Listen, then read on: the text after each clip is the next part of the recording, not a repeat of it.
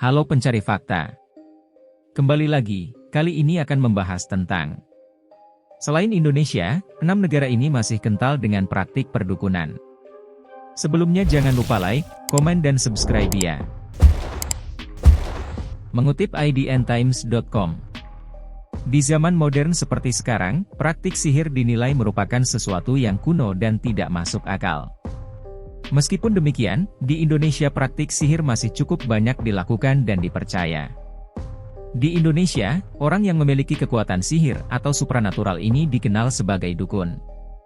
Para pelanggan biasanya mendatangi dukun untuk menyembuhkan penyakit, membuang sial, mendapat kesuksesan, mencari barang yang hilang, dan masih banyak lagi. Namun, selain di Indonesia, ternyata ada juga negara lain yang masyarakatnya masih percaya pada praktik perdukunan atau sihir. Mana sajakah itu? Berikut adalah beberapa negara yang masih kental dengan praktik perdukunan dilansir The Richest dan Lonely Planet. 1. Tanzania. Bagi orang albino yang tinggal di Tanzania, ada peluang besar bahwa mereka akan diculik, dibunuh, dan dimutilasi secara brutal. Alasannya, orang albino dianggap sebagai ramuan yang sangat berharga dalam berbagai tindakan dan ramuan penyihir Tanzania. Dibandingkan dengan negara tetangganya, Tanzania mungkin tidak terlalu banyak mengalami masa penjajahan, inilah yang menyebabkan praktik sihir berkembang pesat di sini. Bahkan, individu yang memiliki kepercayaan agama juga sering mencoba praktik ilmu hitam. Diperkirakan, lebih dari 60% masyarakat Tanzania percaya pada kekuatan sihir. Di Tanzania, individu dengan kondisi albino sering dicerca, dimusuhi, diusir dari rumah mereka, dan sering dicurigai. Selain itu, perempuan lanjut usia juga rentan menjadi korban pembunuhan. 2. India. India merupakan negara yang banyak masyarakatnya masih memiliki kepercayaan pada sihir. Di India, penyihir atau dukun sering disebut sebagai dayan yang dipercaya merupakan keturunan dari Dewi Yunani Diana, seorang dewa pemburu. Di pedesaan India, jika ada warganya yang dicap sebagai dayan, maka ia akan menerima banyak siksaan bahkan hingga dibunuh. Perbuatan ini dengan dalih ingin menyembuhkan dayan dari penyihir yang telah menguasai jiwa orang tersebut. Selain itu, ada juga sihir hitam yang disebut tantriks, yang sering didatangi oleh orang India pedesaan untuk berobat, mendapatkan berkat, atau bahkan menyembuhkan jiwa yang kerasukan. Para tantra ini akan meminta sejumlah besar uang dan pelanggan harus membayar karena takut dikutuk oleh tantra. 3. Inggris. Di Inggris terdapat kisah pengadilan penyihir yang terkenal yang terjadi di sekitar Pendley pada abad ke-17. Ini merupakan kisah yang menarik tentang dua keluarga matriarkal, yaitu Demdike dan Chattox, yang saling menghancurkan dengan tuduhan sihir. Sejumlah sejarawan saat ini percaya bahwa keluarga ini mungkin menyebut diri mereka sebagai tukang sihir. Di tahun 2012, saat memperingati 400 tahun persidangan, jalan setapak sepanjang 82 km bernama Lancashire Witches Walk diresmikan, yang mengarah dari Barrow ke Kastil Lancaster tempat para tersangka diadili.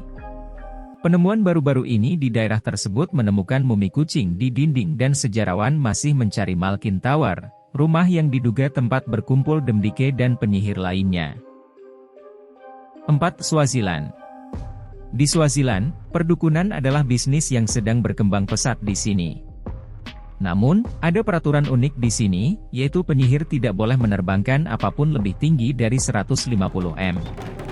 Kalau tidak, siapapun yang melanggar pasti akan ditangkap. Uniknya, batas udara ini ternyata juga berlaku bagi hal-hal yang tidak ada hubungannya dengan perdukunan, seperti layang-layang, helikopter mainan, drone, dan pesawat mainan. Sampai saat ini, beberapa warga telah ditangkap karena menerbangkan benda-benda di atas batas yang ditentukan, tetapi tidak ada penyihir yang ditangkap karena hal yang sama. Alasannya, karena semua penyihir di Swaziland adalah kelompok yang taat hukum. 5. Arab Saudi. Di Arab Saudi, ada hukum yang mengatur tentang sihir dengan ketat. Sistem hukum Arab Saudi mengklasifikasikan ilmu sihir sebagai pelanggaran berat, jadi jika seseorang terbukti melakukan praktik ilmu sihir atau diketahui merupakan seorang penyihir, ini bisa menjadi masalah besar. Di Arab Saudi, ada kelompok polisi agama yang disebut Mutawa. Selain itu, Arab Saudi memiliki Magical Unit, yaitu unit khusus yang bertanggung jawab menangkap dan mengadili penyihir. Beberapa bahkan ada yang dihukum penggal. Hukuman umum lainnya termasuk hukuman penjara dan cambukan di depan umum. 6. Uganda. Dulu, dukun adalah hal yang umum dan diterima di suku Ganda. Namun, kini praktik perdukunan telah menjadi sumber perselisihan di Uganda. Dukun dihormati, ditakuti, namun banyak dicerca. Orang-orang yang memiliki banyak uang akan mendatangi dukun dalam upaya mendapatkan bantuan supernatural untuk mencapai kesuksesan. Namun, para dukun ini beberapa kali dilaporkan telah menculik anak-anak untuk melakukan pengorbanan yang merupakan bagian penting dari praktik perdukunan. Terkadang, dukun melakukan pembunuhan anak, tapi kadang para dukun ini juga meminta berbagai organ dan bagian tubuh untuk membuat ramuan yang mujarab. Setiap tahun, sekitar Oktober 20 anak secara resmi terdaftar sebagai korban sihir, namun jumlah yang tidak dilaporkan mungkin lebih tinggi.